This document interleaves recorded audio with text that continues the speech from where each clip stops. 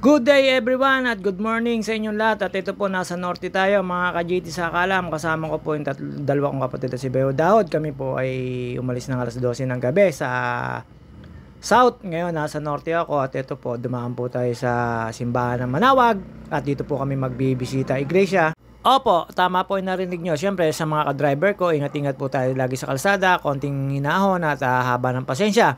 Napakahaba po na amin nilakbay simula SLEX, NLEX, Reflex at saka po marami pong expressway po akong dinaanan.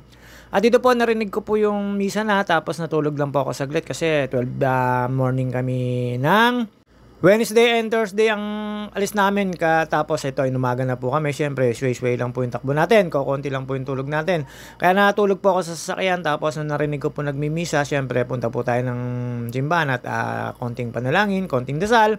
At sila ate ay hindi ko na po nakita dyan dahil po sila ay yung dasal po pagka yung syempre yung mga station cross.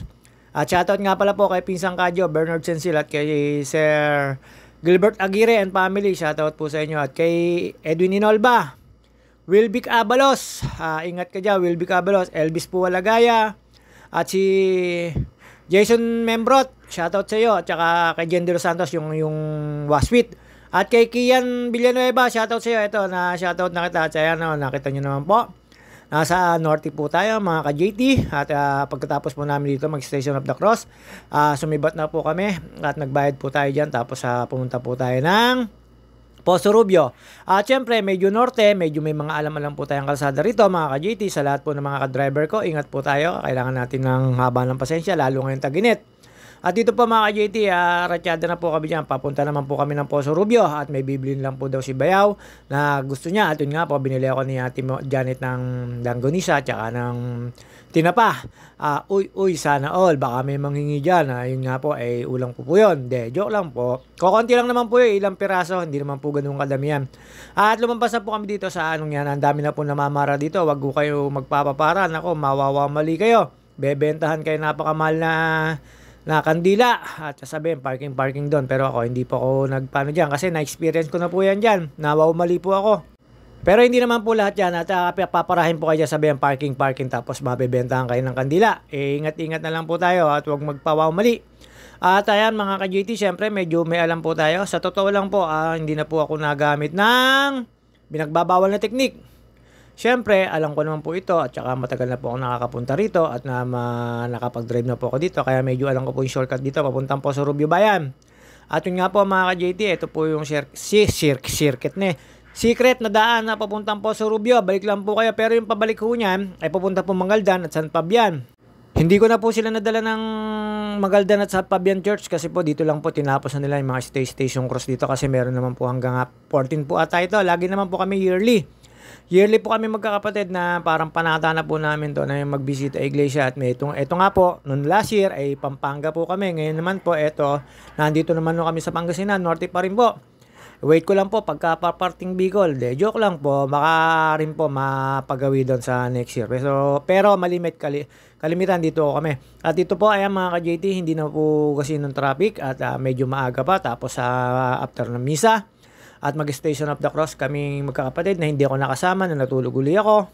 At dito lang po sa Norte, parting ang alam ko lang Ilaok, Binalonan, Poso Rubio, Urdaneta, basta yan dadaanan po namin hanggang San Fernando, Pampanga. At dinaanan po rin namin yung Dao, Angeles, Clark, marami po kami ibang dinaanan, Villasis, marami kaming Tarlac. Basta po papunta ko kayo ng Baguio, mga ka-JT, sa papuntang Pangasinan. Ayun po yung mga dadaanan nyo. Marami po mga province dito. Ito po yung sinasabi ko sa inyo, sikretong daan, papuntang Poso Rubio. Dire-diretso lang po ito. Meron pong nag-iwalay na daan po dyan. Kaliwa lang po kayo. Wag po kayo babalik sa papuntang expressway ulit. At ito po, kaliwa lang po kayo. Ang dead end po nito ay papunta po Poso Rubio Bayan, mga ka-JT. At ako naman po, kahit sa mga pamangking ko, kahit sa mga kanisinong kapatid ko, basta lagi po ako nilang sabihin ko langgunisa. Kasi ang langgunisa, mga ka-JT, syempre wala naman po tayong tagapagluto. Pwede ko po siyang iano sa oven, sa toaster, or sa peri-perito lang. Easy luto, easy to cook. Tapos sa rice cooker lang, ganon. Kanin, ayun lang po. Kaya mahilig po ako sa langgunisa, Tocino po hindi kasi medyo mahirap pong pirito yun kasi medyo nag-ano po sa nakakapit po yung mga asukal sa kawali. Napakahirap mo linisin. Tsaka tamad po tayo. Ang langgunisa, pwede pong ihaw, pwede pong i-toaster, pwede pong ipirito mga ka-JT. Opo, totoo po yung ginagawa ko po yun para wala ng mantika. Inaano ko sa toaster. At yan po mga ka-JT, lalambas na po na tayo papuntang Poso Rubio. Basta medyo may kahabaan lang din po to, mga siguro 1.5 kilometro or higit pa. Makikita nyo na po itong kabayan na to, Poso Rubio yan. Nasa porting kaliwa po yung bayan ng Poso Rubio, yung mga family ang bayan. Yung dire-diretso pong yan ay papunta rin pong Baguio to mga ka-JT. Ito po yung old school old na daan. Yung dati pong wala pang mga expressway, dito po kayo dadaan na papuntang Baguio, papuntang Pangasinan. Ayan po yung mga kalsada po yan, pero ito po ay papasok na po ito ng ng tawag dito ng Poso Rubio public market mga ka-GT. Sorry po, nabablanko po tayo, medyo puyat pa po tayo mag-edit. Ayan, pakaliwa po niya na one way. Kaya po doon po sa kabila tayo papasok mga ka-GT. Sa lahat po na mga sumusuporta at nanonood sa akin at nagtitiwala, maraming salamat po. At sa mga kapitbahay ko na hindi ko nababanggit, pasensya na po kayo, medyo nabablanko po tayo. At sa mga nagpapa-shoutout po, comment lang po kayo, sure po kayo. Sureball po, sa susunod na video ay mababati ko po kayo. At shoutout kay Veterans Lawrence Cuevas. Wala na si Mayang. Iba yung nakita kong angkas mo. Kagabi, mga ka-JT, may angkas po si Lawrence. Hindi ko po alam. Medyo blanda rin po buhok. Pero may clip po ang buhok nung angkas ni Lawrence. Nakita ko sa motorete ito po, mga ka-JT. Ayan, papasok na po kami ng bayan ng Poso Rubio para maghanap po ng bibili ni Bayo Dahod tsaka ni Ate Monet.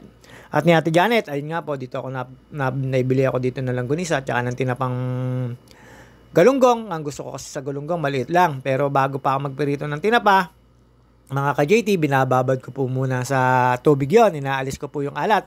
Mahirap na pong kumain ng maalat at saka sobrang tamis. At siyempre, iniingatan na po natin ang health natin dahil tayo nasa edad na.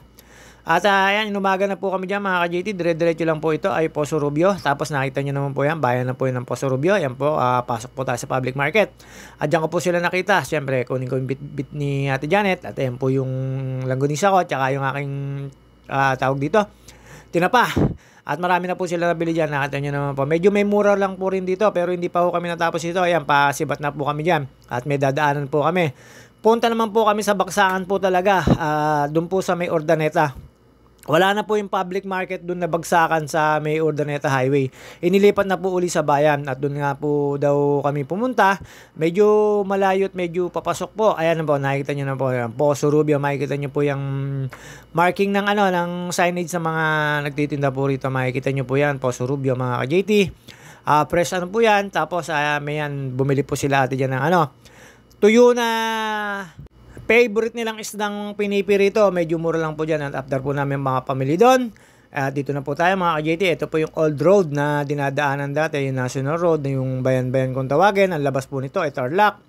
Ito po ay kahabaan po ito ng Poso Rubio to Ordaneta mga ka-JT. Dadaan po tayo sa Binalonan Highway. Highway lang po Tapos hindi naman po tayo papasok sa bayan. At dito po makikita nyo naman po yan, may mga exit na na may exit na po at pa-entry, papunta po ng T-Plex, SCTEX nga ba? Hindi, NLEX, ayun nga po, SCTEX nga pala po, nasa papuntang po yan. Sorry po, tao lang po. Basta po ang expressway ng Pilipinas ay nagahati po sa dalawang isa pong NLEX at isang T-Plex at isang South Luzon Expressway. Yun po, tapos meron po pang mga ibang expressway, pero syempre, meron po ako nakitang CLLEX. Hindi ko po lang kung ano yun, parang papuntang Cabanatuan ba yun o Catanduanes mga ka-JT. Basta po yung mga ka-JT, dito po, pabalik na po tayo nito at pagka dinidire-diretso nyo po ito. Hindi ko lang po alam yung mga bayan-bayan na to, mga bayan, baryo-baryo na nito at mga street-street. Basta alam ko, going to Urdaneta, Pangasinan ako, galing po ako ng Poso Rubio, Pangasinan at saka ng Binalonan. Hindi po pala Binalonan. Dinaanan lang po namin yun. Galing po kami ng Manawag, Pangasinan. Tapos yun nga po, sa may Poso Rubio na po ako dumaan. At ito po mga ka-JT, ito po yung sinasabi ko sa inyo na nilipat na yung bagsakan ng mga gulay dito sa loob ng Urdaneta, Pangasinan. At ayan po yung dadaanan nyo. Medyo naligaw pa po tayo dito kasi medyo bago lang po ako dito. Pero isang beses lang naman po ako nagtanong. At tinanong ko lang po kung saan po yung nakapwesto na yung yung syempre yung pinaka-market nung ayan, pag-ikot ko po mga ka-JT na lamang ko agad kung nasan yung bagsakan ng mga gulay dito. Napakamura po ng gulay dito kaya namili po ang ate ko. Makikita niyo po mamaya ang pinamili ng ate ko, kaing-kaing po. Hindi ko po alam kung ano po yun, basta hindi po ako nagmarites. At ayan po yung sinasabi ko sa inyo na public market na rito, yung bagsakan po, kaliwat kanan po yan, lahat po yan ay pag di po sako-sako, kaing-kaing ang bibili nyo mga ka-JT. Pero meron naman po mga kilo-kilo, meron din po mga tumpok-tumpok, pero kalimitan po dito ay sako-sako, tapos plastic-plastic, at kaing-kaing mga ka-JT. At fresh na fresh po yung talaga yung bibili nyo. At ayan, nakatambay po tayo sa parking at tumawag po sila dyan nung tapos na silang makapamili mga ka-JT at inikutan ko po sila. At ayan po, syempre, mekos-mekos lang po tayo dito sa may Ordaneta, Pangasinan. Medyo napakainit po yan, kaya medyo hindi kayanin ng aircon. Sobrang init po sa norte talaga. Alam nyo naman po, mababa ang araw sa norte. At saka napakainit po ngayon ng panahon na ngayon. Mga kasakalam JT, sa mga ka-driver ko po, ingat-ingat po tayo at huwag tayo magpapadala sa init ng ulo at init ng panahon. At ito po mga ka-JT, ikot na lang po ulit tayo. Diyan tumawag na po sa akin ng kapatid ko na kinausap na ako kung saan ko sila dadaanan. Syempre mga ka-JT, hindi na tayo gagamit dyan ng pinagbabawal na technique na yung nakikita yung daan, yung kalsada, yung lugar. Syempre, nadaanan ko na po. Alam ko na po kung paano ikutan mga ka-JT. Ayun naman hindi naman po talaga maglalayo ang mga kalsada pagka po nasa isang lugar kayo. Maninibago lang po kayo, syempre ibang street pero makikita nyo rin naman po mga ilang blocks lang. At nakita ko na po dyan sila ate, tapos yun nga po, sumakay na sila, sinakay nila yung mga pinamili nila. At yun nga po, syempre si Bayo Daud medyo galing sa sakit, hindi po pwedeng makabuhat ng mga bigat, kaya inikutan ko na lang po. Kaing-kaing po kasi binili ni ate Janet. Ewan ko, ibi-business daw, tapos nakita ko may isang sakong tawag dito. May isang sakong sibuyas. Ayun nga po, baka ibebenta pagdating ng pansol mga ka-JT. Hindi ko lang po alam ang presyo ng binili na dito, pero ayan syempre ikutan ko na po sila. May daan naman daw po rito, sabi po ng mga taga rito. Ang hirap lang po ng salita nila, syempre ayan, nakita nyo na po yun. Hindi naman po lahat yung kaing na yan, makikita nyo po sila dyan. Isa lang po yan, tapos meron po isa rin sa labas. Ayan si Ate Monet, nakita nyo naman po, nagmamadali, tinawag si Kuya at pinabubuhat na po at pinasasakay sa likod. At inayos ko rin po yan, si Ate Janet, at tinuro niya pa isa. Ayan si Kuya. Kinarga niya na. Siyempre, hindi naman pwedeng basta karga yan at baka malabog. Kaya inayos ko pa po yan. Tsaka hindi pwede sa expressway na walang na walang secure. Para baka magkandalaglag. At ito po mga ka-JT, nandito na tayo sa NLEX. Punta na po tayo ng San Fernando. Pagkatapos po namin ma-pick up lahat yung pinamili ng kapatid ko doon, ng panganay. At siya alam na. Dito po, syempre, kami nagbisita iglesia. Kada magbibisita iglesia kami, bisita iglesia na may konting gala o gala na may konting bisita iglesia. At ito po mga ka-JT, hindi pa na kontento. Dadaan pa po kami ng San Fernando, Pampanga. Syempre, ako yung pilot nila. Hindi naman po ako nagmamadali dyan dahil wala naman po kaming gagawin kasama na po dyan ng gala. At pa-exit na po tayo dyan ng NLEX mga ka-JT. Punta na po tayo ng San Fernando. Pag galing po kayo ng Subic or Pangasinan, makikita nyo po yung San Fernando ay parting kanan. Mauuna po ang Dao, Mexico, Angeles, bago po ang San Fernando, Pampanga mga ka-JT. At yun nga po mga ka-JT, ito po yung expressway na nagduduktong sa NLEX, SLEX, TPLEX. Ayan po yung nasa gitna po yung NLEX na yan mga ka-JT. May-ari po nito, alam ko, Pangilinan. Kaya iba po dito yung RFID at easy trip po dito mga ka-JT. Dito po napakahigpit po, hindi na po pwede talaga na wala kayong easy trip. Kailangan meron din po kayong laman yung easy trip nyo. At yun nga po mga ka-JT, hindi rin po mga magtatagal. May isang oras at higit lang kami bumiyahe simula Ordaneta papuntang San Fernando. Medyo may kalayuan lang din po ito syempre ang TPLEX mga ka-JT. Wala naman po kaming traffic na naranasan dito at medyo malapit na po kami sa San Fernando at may kakainan kami dito na sikat mga JT sa Kalam. At nakita ko po yung picture dito ng dating presidente na sinundan ni BBM at si Chris Aquino. Nakita ko po na may picture siya dito. At yun nga po ay sisig po itong kakainan namin. Napakasikat po rito at inanap pa po namin. At yun, syempre mga ka-JT, sa San Fernando, Pampanga, medyo napapalimit kami dito na ate. Huling bisita iglesia ay dito. Ayan pagkanan po natin. Makikita nyo po yung dito Arco na maliit na nasa gitna ng San Fernando, Pampanga. Kalimitan po yan. Pag umexit kayo ng San Fernando, Pampanga, makikita nyo po yan. Tapos nasa may kaparting kaliwa niyan ay SM po. Yung may S at may M, mga ka-JT, na kulay blue. Nakita nyo naman po, pasok na naman tayo sa kalapado ng San Fernando, Pampanga. Yan yung sinasabi ko, nasa Torre na yan mga ka-JT, pangalan po ng San Fernando, Pampanga yan. Pag nakita nyo po yan, ibig sabihin, nakatuntun na po kayo ng San Fernando, Pampanga. At yun nga, dire-diretso lang po tayo. May makikita po tayo dito tulay, kakanan lang po tayo papunta MacArthur Highway. Doon po ang daan, papasok po ng papuntang, medyo ilang kilometro pa po. Siguro, higit 1 kilometro. Pag nakita nyo na po yung tulay sa may papuntang MacArthur Highway, na papunta rin pong Baguio. Ang pakaliwa po ay papunta Manila. At ang dami pong sasakyan dito at saka napakalapad po ng kalsada kaya ingat-ingat po tayo. At nung narating po namin yung kakainan namin, ayan, pinarado ko lang po sa likod. Medyo napakainit na po ngayon ng panahon talaga dito sa norte mga ka-JT.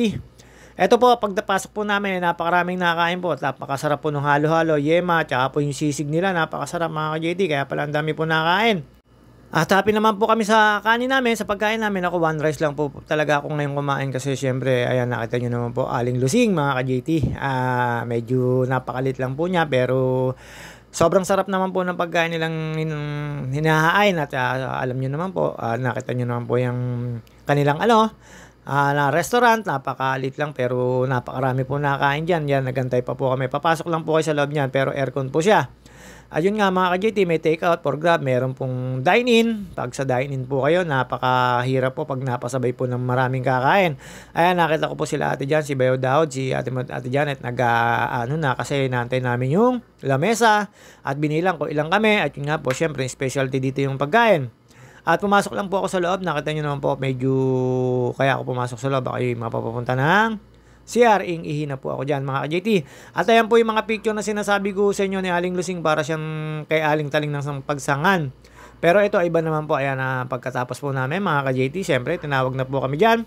At yun nga po, pumunta na po kami sa aming lamesa mga ka-JT.